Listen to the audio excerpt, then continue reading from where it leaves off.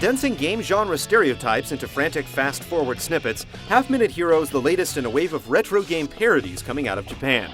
Can its appeal endure longer than 30 seconds, or is it just a flash in the pan?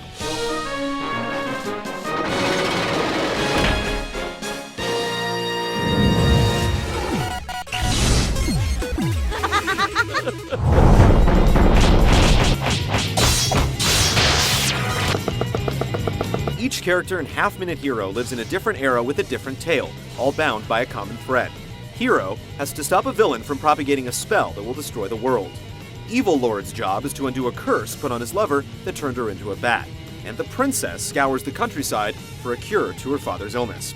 Plot, however, is secondary to the humor permeating every part of the game, from the characters' naive personalities to the numerous genre in-jokes for players. The goddess of time often loses sight of virtue in her lust for money. The Evil Lord's mixed-up vocabulary has him abominating fortresses. A mythical weapon to fight insects turns out to be a simple fly swatter. And there's an evil lolcat spouting internet memes and turning the world into Game Boy sprites.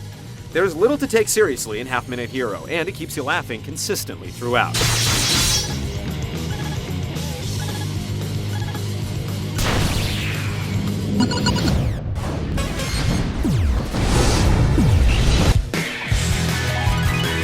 When you first start Half-Minute Hero, you'll have access to 3 campaigns, each presenting fast-paced takes on different genres.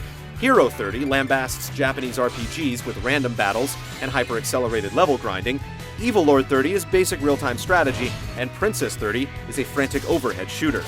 Thorough players will unlock Night 30 and 2 more hero campaigns, and there's a local multiplayer mode that lets you race against friends. Hero 30 is the heart of the game, with more longevity than the other modes. For a game built around 30-second countdowns, it lasts a surprisingly long time. There are more than 40 levels in the initial campaign, with the mission map branching out in different directions depending on your choices. Each level is filled with a variety of side quests, hidden items, and alternate solutions, and you can return to beat target times or earn special titles.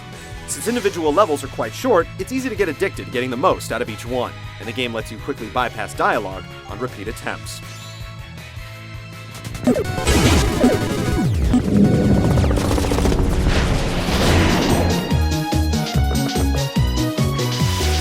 Tying together the different game modes is the adrenaline rush brought on by the 30-second countdown.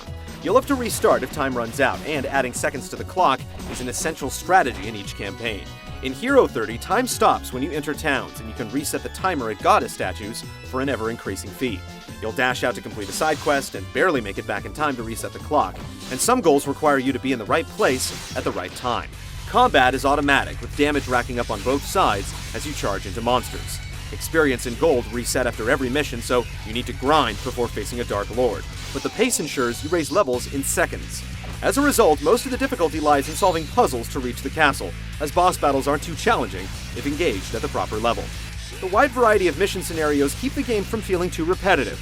You'll have to figure out how to level up in areas devoid of monsters. You'll don an inner tube to swim between islands, and mountain avalanches will strip you to your underwear.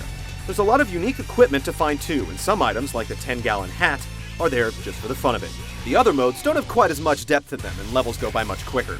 The strategy in Evil Lord is built around a rock-paper-scissors mechanic as you summon monsters, recruit local creatures, and make pacts with elemental spirits. Resetting time is a bit more costly too, as the goddesses require all the gold you have. Playing as the princess is more about action as you dash to retrieve items before her 30-second curfew is up, blasting everything in your path. The number of troops carrying her and the terrain beneath determines your speed, and you can run across red carpets to add a few extra seconds to the clock. Once you've completed the prior 3 campaigns, you'll unlock Night 30, which consists of a series of escort quests, like defending a sage for 30 seconds so he can cast a spell to destroy the local monster populations. You'll use local debris to knock back enemies, set traps, and destroy bells that disrupt the incantation.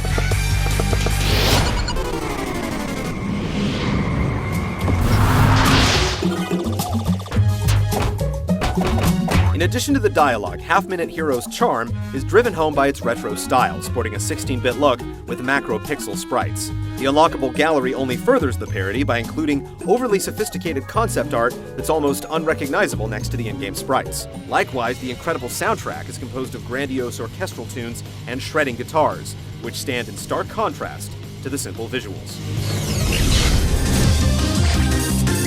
Half-Minute Hero moves like a bullet train with non-stop laughs and light-speed gameplay. There's more depth to it than you'd expect. but its bite-sized chunks make it great to play in short bursts. If you've ever wanted your RPGs to pick up the pace, don't pass this one by.